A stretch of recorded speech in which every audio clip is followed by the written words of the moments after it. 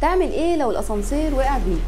قبل اي حاجه انت لازم تعرف ان حكايه ان الاسانسير يقع ده شيء نسبته منخفضه جدا. يعني لو نقول ان الاسانسير يتعطل بيك نمشيها، او نسبتها 1 من 5000 رحله، لكن ان الاسانسير يقع بيك نسبتها 1 من 10 مليون رحله، يعني نسبه ضئيله جدا. فاطمئن. لكن لو خلاص قدر الله دلوقتي ان انت موجود في اسانسير هو بالفعل بيقع، ايه الخطوات اللي محتاج تعملها عشان تقدر تحافظ على حياتك؟ اولا انزل فورا ونام على الارض. اضغط على اكتر جزء في جسمك فيه دهون، لان ده هيوزع قوه تاثير الخبطه على جميع اجزاء جسمك. لانه انت بتقع بالاسانسير هيكون في تسارع للجاذبيه كبيره جدا، هيخلي جسمك وزنه يتضاعف، ولو فضلت واقف على رجلك مش هتقدر انها تدعم جسمك كله، حتى رقبتك مش هتقدر انها تشيل راسك. فلما تنام على الارض ده بيوزع قوه الخبطه على كل الجسم، فبيبقى التاثير اقل بكتير، وده هيزيد من فرص نجاتك. لكن اهم حاجه ما تنساش انك تحمي راسك بايدك. واخيرا واللي لازم تعرفه ان كل المصاعد الجديده واللي بتستخدم دلوقتي لو حصل فيها عطل وكل الكابلات بتاعته وقعت تماما بيكون فيها فرامل كهرومغناطيسيه وبتوقف الاسانسير من قبل ما يوصل للارض. يعني مثلا سنه 1945 اتحطمت طائره للجيش الامريكي في مبنى الامباير ستيت وكابلات الاسانسير كلها اتقطعت، وكان وقتها في ست موجوده جوه الاسانسير وقعت من الدور ال 75 للدور الارضي، وخرجت من الاسانسير وهي عندها شويه كسور بسيطه، في حال ان اصحابها اللي كانوا موجودين في المبنى كلهم ماتوا. وبعد ده كله انك تطلع من الاسانسير وهو بيقع وانت عايش ده شيء مش مستحيل.